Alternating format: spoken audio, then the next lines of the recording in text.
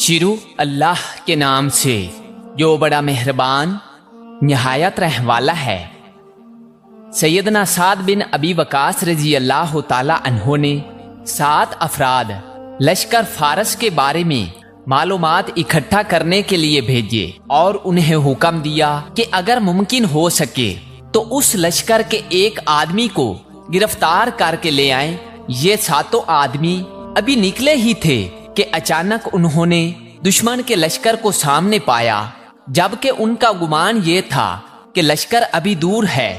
انہوں نے آپس میں مشورہ کر کے واپس پلٹنے کا فیصلہ کیا، مگر ان میں سے ایک آدمی نے امیر لشکر سعد کی جانب سے ذمہ لگائی مہم کو سر انجام دیے بغیر واپس لوٹنے سے انکار کر دیا، اور یہ 6 افراد مسلمانوں کے لشکر کی جانب واپس لوٹ آئے، جبکہ ہمارا یہ بطل اپنی مہم کی ادائیگی کے لیے فارسیوں کے لشکر کی جانب تنہا بڑھتا چلا گیا۔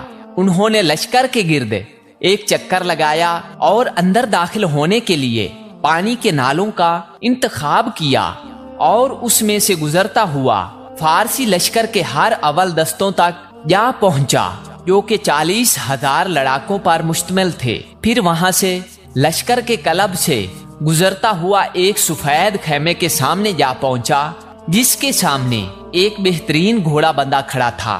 اس نے جان لیا کہ یہ دشمن کے سپہ سالار رستم کا خیمہ ہے، چنانچہ یہ اپنی جگہ پر انتظار کرتے رہے یہاں تک کہ رات گہری ہو گئی۔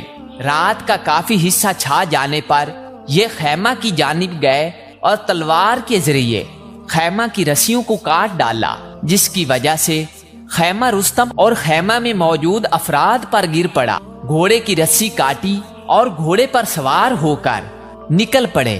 اس سے ان کا مقصد فارسیوں کی تضحیک اور ان کے دلوں میں رعب پیدا کرنا تھا۔ گھوڑا لے کر جب فرار ہوئے تو گھوڑ سوار دستے نے ان کا پیچکش کیا۔ جب یہ دستہ قریب آتا تو یہ گھوڑے کو ایڑی لگا دیتے، اور جب دور جاتا تو اپنی رفتار کم کر لیتے تاکہ وہ ان کے ساتھ آ ملیں، کیونکہ وہ چاہتے تھے کہ ان میں سے ایک دھوکے سے کھینچ کر سعد رضی اللہ تعالی عنہ کے پاس ان کے حکم کے مطابق لے جائے۔ چنانچہ 3 سواروں کے علاوہ کوئی بھی ان کا پیچکش نہ کر سکا۔ انہوں نے ان میں سے 2 کو قتل کیا اور تیسرے کو گرفتار کر لیا۔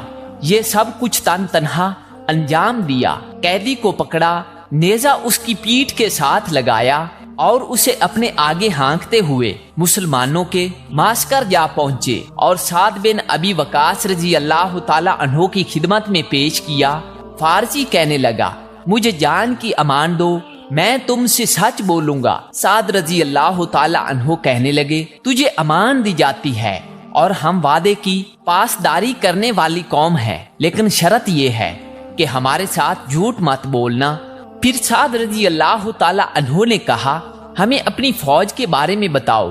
فارسی انتہائی دہشت ناک اور ہذیان کی کیفیت میں کہنے لگا، اپنے لشکر کے بارے میں بتانے سے قبل میں تمہیں تمہارے آدمی کے بارے میں بتاتا ہوں۔ کہنے لگا، یہ آدمی، ہم نے اس جیسا شخص آج تک نہیں دیکھا۔ میں ہوش سنبھالتے ہی جنگوں میں پلا پڑا ہوں۔ اس آدمی نے 2 فوجی چھانیوں کو عبور کیا جنہیں بڑی فوج بھی عبور نہ کر سکتی تھی۔ پھر سالار لشکر کا خیمہ کاٹا، اس کا گھوڑا بھگا کر لے اڑا۔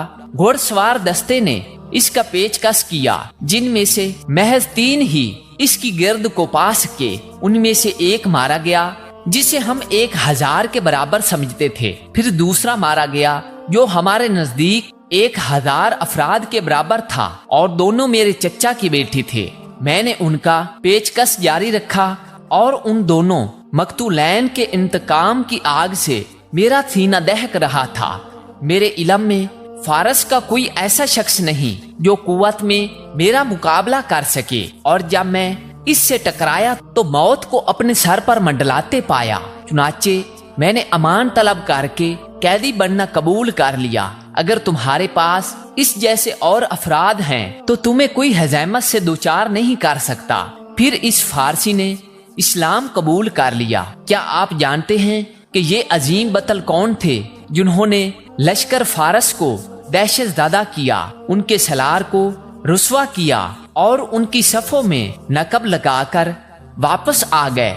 یہ طلحہ بن خویلد الاسدی رضی اللہ تعالی عنہ تھے۔